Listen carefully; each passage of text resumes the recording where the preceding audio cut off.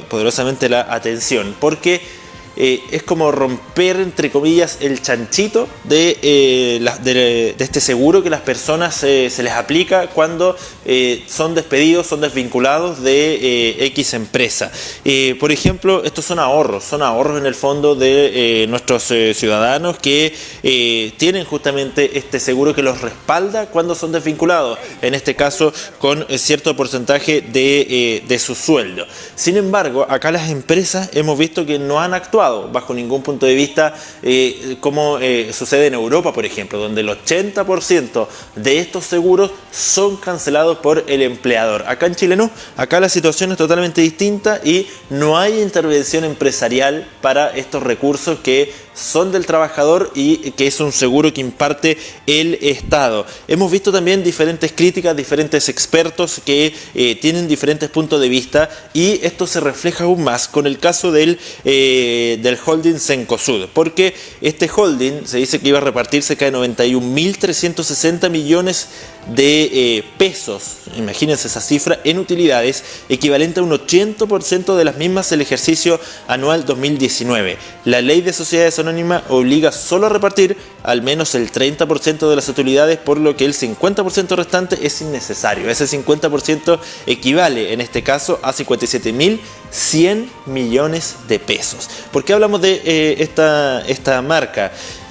Porque conforme a estas declaraciones públicas, el holding Cencosud tiene aproximadamente 53.000 trabajadores y suspendió el contrato a 7.731 de ellos. Según ciertas fuentes, el sueldo bruto promedio en Cencosud es de aproximadamente 500.000 pesos, lo cual multiplicado por estos 7.731 trabajadores da solo 3.865 millones.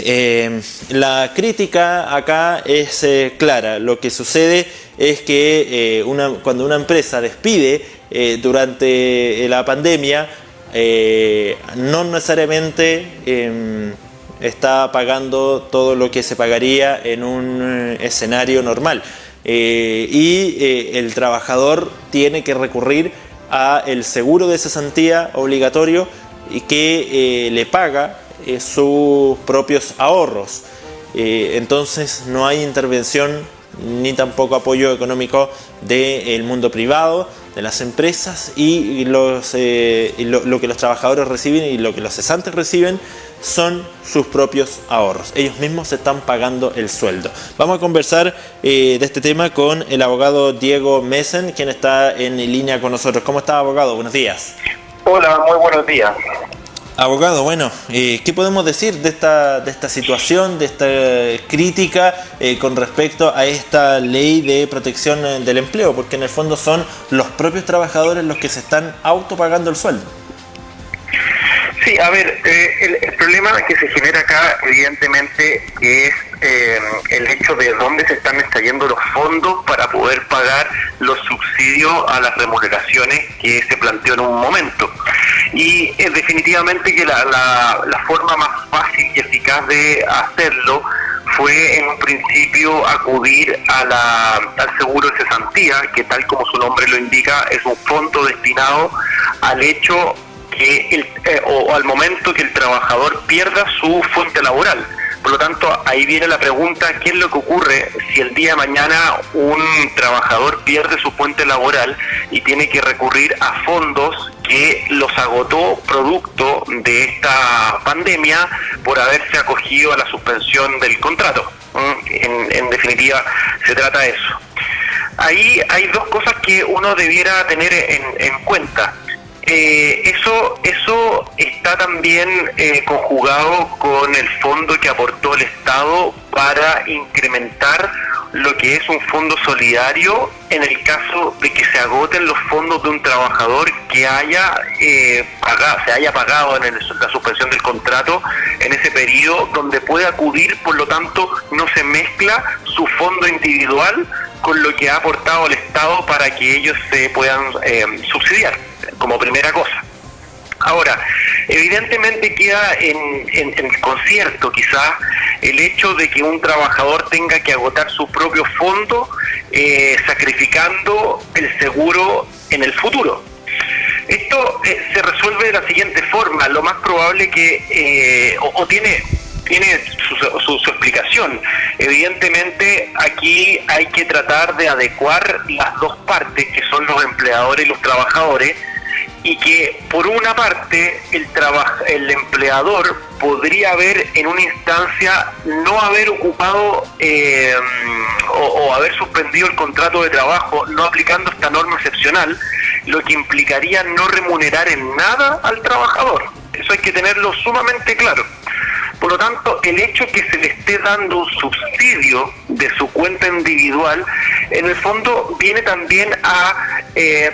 yo sé que han habido muchas críticas donde se ha cuestionado bastante esta situación, pero al final del día es una flexibilización de parte de los trabajadores, que deben tener en cuenta que también deben hacer un sacrificio de sus fondos para poder sustentar este periodo que va a ser y va a seguir siendo bastante complicado, tomando sobre todo en cuenta que los empleadores no están con la disponibilidad o con la caja suficiente para poder seguir pagando las remuneraciones en este tiempo. Por lo tanto, a mí no me parece que sea algo tan oscuro o algo tan malo para los trabajadores en este tiempo. Pero de todas formas, si es que un trabajador es despedido, por ejemplo, en el mes de septiembre, en el mes de octubre, ellos se van a quedar sin estos fondos para que puedan cobrar su seguro de cesantía.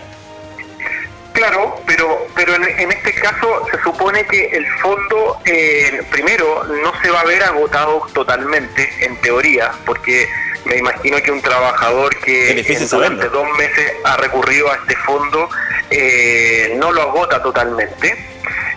Y bueno, y si es que lo ha agotado totalmente, también es parte de haber ocupado un fondo en el hecho de que él no estaba prestando los servicios para la empresa. Por lo tanto, también debe tenerse, uno tiene que mirar esto un poco con altura de mira y ver y ser consciente de que una persona que no está prestando servicio y esté siendo remunerado, aunque sean parte, también esos fondos tienen que salir de algún lado, y sobre todo cuando el empleador no tiene la caja suficiente para poder pagarle. ¿Y qué es lo que pasa, por ejemplo, con la visión de las empresas? Porque acá vemos nulo aporte económico de las empresas para solventar la situación de sus propios trabajadores. Lo que pasa es que justamente la empresa, esta ley está pensada en primer lugar en las empresas que están pasando por un problema económico grave, es decir, que no tienen la caja o las finanzas suficientes para seguir pagando los sueldos, y en vez de despedir a sus trabajadores puedan optar por esta segunda derivada, que es la suspensión del contrato de trabajo. Por lo tanto, no se le puede pedir a la empresa que está a punto de la quiebra que ellos aporten en un sueldo que quizás los puede llevar a un abismo irrecuperable. Distinto es el caso, evidentemente, que lo que se ha ventilado por la prensa, aquellas empresas que tienen utilidades, que no tienen inconvenientes financieros y que están haciendo uso de esta ley, paralelamente repartiendo utilidades y dividendos a su accionista. O sea, eso claramente no estaba contemplado como las reglas del juego en un inicio, y evidentemente hoy día que se advirtió dicha situación, que es un contrasentido, porque, insisto, la ley viene a subsidiar o a ayudar a las empresas que estaban a punto de la quiebra. En este caso no se acomodaba a la hipótesis establecida, por lo tanto fue la necesidad de complementar y modificar la ley y aclarar que las empresas no pueden repartir dividendos usando esta ley, evidentemente. Abogado, pero en el fondo entonces estaríamos hablando de un vacío legal, porque la ley no discrimina qué tipo de empresas se pueden acoger y cuáles no a esta ley de protección del empleo. Y vemos empresas como por ejemplo Cencosud, las grandes empresas, holding de empresas que se han acogido a esta ley de protección del empleo, que tienen balances anuales superiores, muy positivos, miles de millones de pesos, pero que se han acogido a esta ley. Hay un vacío ahí. ¿Qué es lo que sucede con la ley? Porque hay una mala intención, se puede decir, del empresario, de cuál es el criterio que aplica para acogerse a esta ley. Sí, bueno, hay que pensar en primer lugar que nosotros estamos en una situación bastante excepcional. Estamos en una situación donde se han dictado leyes, reglamentos, interpretaciones de las autoridades pertinentes en forma muy acotada, en forma muy rápida. Por lo tanto, si nosotros pensamos en un estado de normalidad, donde las leyes también tienen vacíos legales, nos podemos imaginar lo que puede suceder cuando las leyes están siendo dictadas en semanas. Evidentemente, aquí toda ley siempre es sujeta o susceptible a ser mejorada y a ser adornada y adaptada a la realidad que se está dictando aquella ley.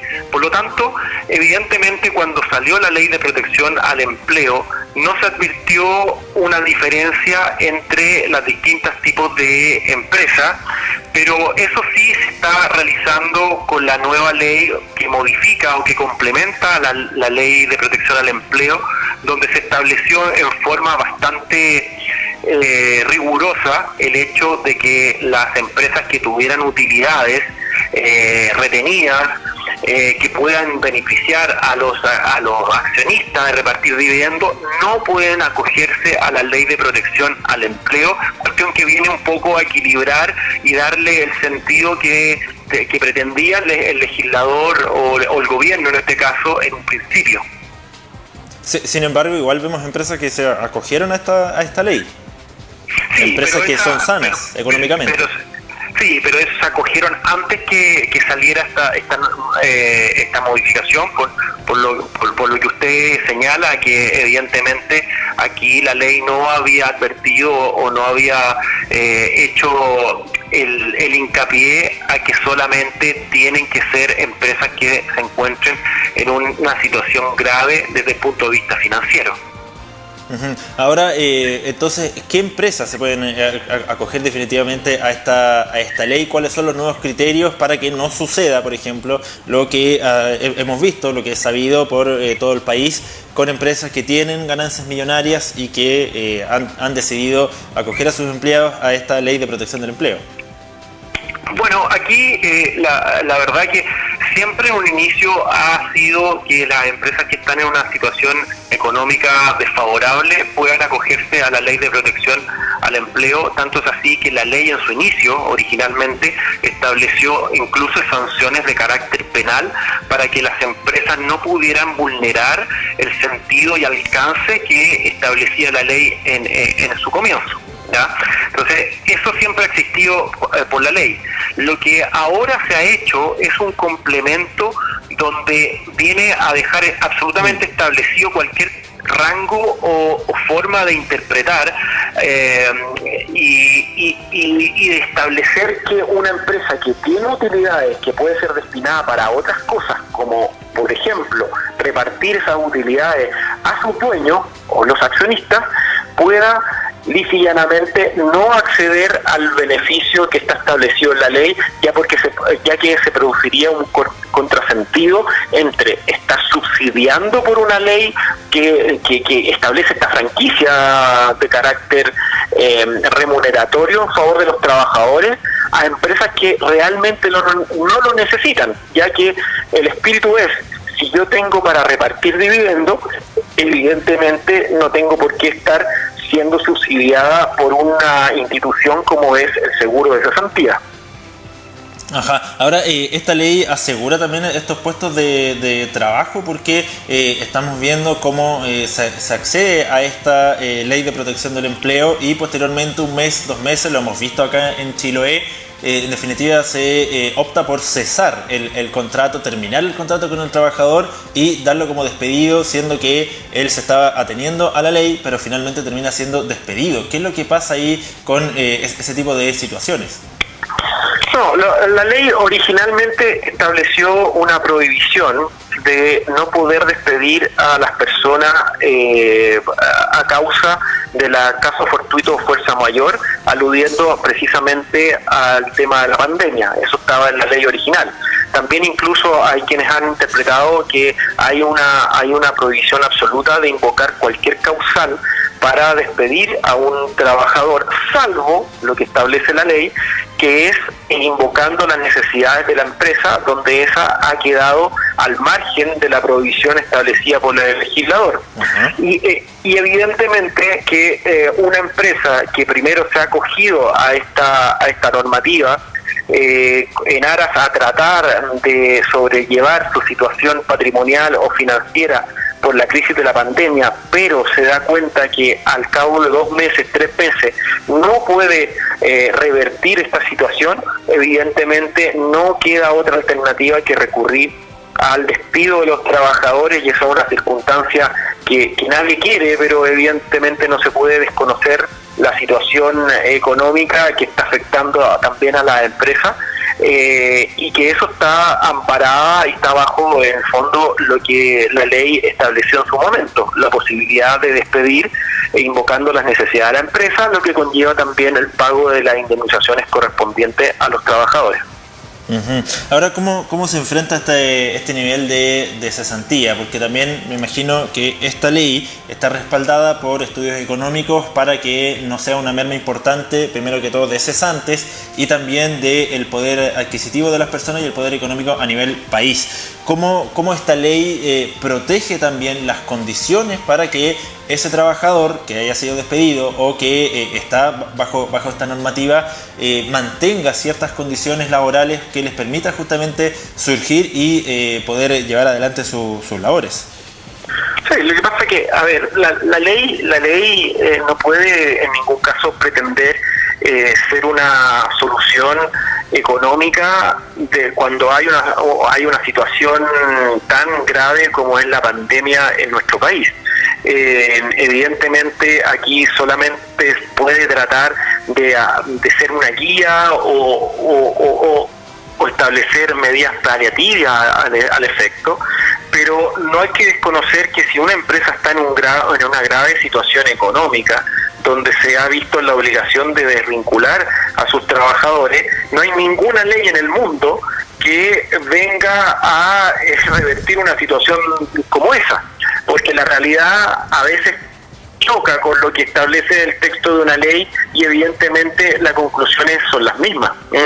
Por eso que la situación de un trabajador que es desvinculado de su empresa, donde va a cambiar sin duda su situación familiar, su situación laboral y su situación económica familiar, es muy poco lo que podría hacer una ley más allá de establecer subsidios aislados o una flexibilidad crediticia quizás, pero como le vuelvo a insistir, la posibilidad que tiene una ley de eliminar los efectos de la pandemia son prácticamente imposibles. Perfecto, abogado. Bueno, nos ha quedado claro también esta situación, pero de verdad que nos llama poderosamente la atención estos hechos que hemos vivido acá en Chiloé, de personas que han sido desvinculadas, que tienen que usar su propio dinero y donde las empresas tampoco tienen participación económica con respecto hacia esos trabajadores. Queremos agradecerle perdón, pero ahí ¿sí? Quiero hacer un alcance. Dígame. Que hay que tener muy en cuenta que las personas que están siendo desvinculadas igual son indemnizadas por la causal que se está invocando, que es la necesidad de la empresa, donde ahí sí hay una participación activa de la empresa en aras a mantener económicamente al trabajador durante el tiempo que él va a estar sin trabajo, y eso lo establece la ley desde un inicio, desde la creación del Código del Trabajo. Por lo tanto, que señalar que la empresa no está haciendo nada y está no teniendo ninguna participación económica en el despido, a mí no me parece lo correcto. Perfecto. Muy bien, abogado, le damos las gracias por hablar de este cambio de la Ley Corta de Protección del Empleo y sus efectos, por supuesto, en empresas y también en los trabajadores. Le agradecemos estos minutos. Muchas gracias. Gracias a ustedes. Muy bien, allí el abogado Diego Messen, hablando de esta situación. Usted dirá que hemos hablado un montón de veces con respecto a esta ley de protección del empleo, pero hay tantas dudas, tantas consultas, tantos vacíos que de verdad vale la pena aclararlos día a día, porque somos testigos. Aquí a 2 cuadras del canal está la oficina de la AFC, la que entrega estos recursos del seguro de cesantía, y largas filas todos los días, pese a que la pandemia ya llegó hace aproximadamente 2 meses a nuestro país. Seguimos viendo esa imagen en la AFC. Pensábamos que quizás lo íbamos a ver en los primeros días de abril, pero se sigue observando. Ya estamos en 11 de mayo, en la mitad del mes prácticamente, y vemos que siguen sucediendo esta situación de filas en las afueras de la AFC, y muchos con variadas consultas. No es tan solo una consulta universal, 2 o 3 consultas en comunes, sino que son varias, y por ello que queremos aclarar todo aquello. Vamos a hablar ahora con uno de los ediles de la